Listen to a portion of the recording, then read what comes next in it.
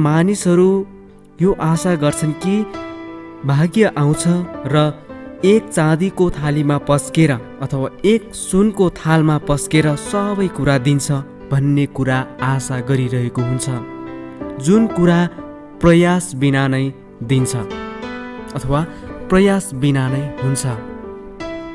कतिपल्ट हामी हाम्रो भाग्यमा भर परिरहेका हुन्छौँ।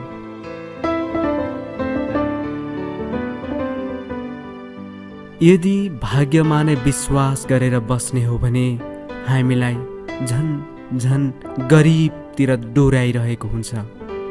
जति पनि संसारमा मानिसहरू सफल भएको छ, जति पनि संसारमा मानिसहरू धनाढ्य भएका छन् नि, जति व्यक्तिहरू ठुला ठुला आविष्कार बनेका छन्, जति व्यक्तिहरू चन्द्रमामा पुगेका छन्, अन्तरिक्ष यात्री बनेका छन्, उनीहरू आफ्नो भाग्यलाई हेरेर होइन कि उनीहरू परिश्रम गरेर हो, सङ्घर्ष गरेर हो।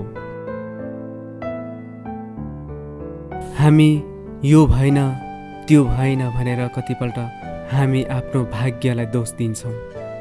कतै गएर के बिग्रियो भने अथवा तपाईँ कसैसँग गएर तपाईँको हानि भयो भने तपाईँ के भन्नुहुन्छ थाहा छ?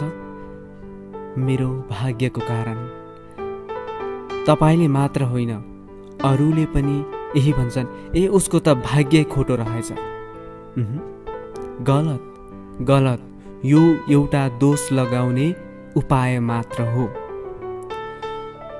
हामी भन्ने गर्छौँ, थुक्क मेरो भाग्य कस्तो, अरूले धेरै गरिसके आफ्नो भाग्य त भन्दै पुरपुरोमा प्याट हान्नु भएको छ, पुरपुरोमा हात राख्नु भएको छ।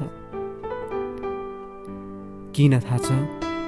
किन तपाईँले पुरपुरोमा हान्नुभयो? किन तपाईँले प्याट निधारमा हान्नुभयो?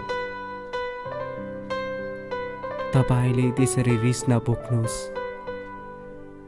भाग्यमा भर परेर नै तपाईँ अहिले यो स्थानमा, यो ठाउँमा पुग्नु भएको हो कि जुन ठाउँमा तपाईँ अहिले लम्पसार परिरहनु भएको छ, उठ्न सकिरहनु भएको छैन, भाग्यमा भर परेर।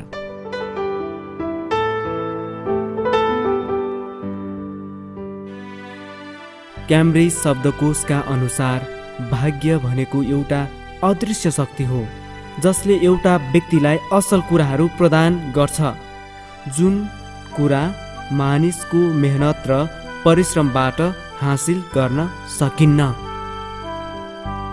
भाग्यलाई यसरी परिभाषित गरिएको छ क्याम्ब्रिज शब्दकोशमा। त्यसरी नै नेपाली शब्दकोशमा यसरी व्याख्या गरेको छ, भाग्य भनेको अघिल्लो जन्ममा गरेको कामको प्रतिफल हो। तपाईको अघिल्लो जन्म कस्तो भएको थियो थाहा छ? यो प्रश्न छ तपाईको लागि। कस्तो भएको थियो? तपाईँ छोरा भएर जन्मनु भएको थियो कि छोरी भएर जन्मनु भएको थियो? यो सन्देश गलत हो। हामीले हाम्रो अघिल्लो जन्म हामीले देखेनौँ र हामीले दोस्रो जन्म लिएर आएका पनि होइनौँ। हामीले त पहिलो जन्म लिएर आएका छौँ, केही गर्नको लागि, सङ्घर्ष गर्नको लागि। त्यसैले कति व्यक्तिहरू दोस्याउने गर्छन्, आफैलाई पनि दोस्याइरहेको हुन्छ, मेरो भाग्य यस्तो, तेरो भाग्य यस्तो भनेर। यदि तपाईँ आज यो कार्यक्रम अन्तर्विन्ती सुन्दै हुनुहुन्छ भने तपाईँ भाग्यमा भर नपर्नुहोस् र कसैलाई पनि भाग्यको दोष नलगाउनुहोस्। बरु दोष लगाउनुहुन्छ भने अल्छेपनले गर्दाखेरि हो भन्नुहोस् न। विपत्ति आउँछ, घटना घट्छ, कुन समयमा के हुन्छ त्यो त कसलाई के थाहा, तर पनि भाग्यको खेल चाहिँ होइन। कोही व्यक्ति चन्द्रमा पुग्छ भने, कोही व्यक्ति बाटोमा फोहोर टिप्न पर्छ भने त्यसलाई भाग्य भन्न मिल्दैन।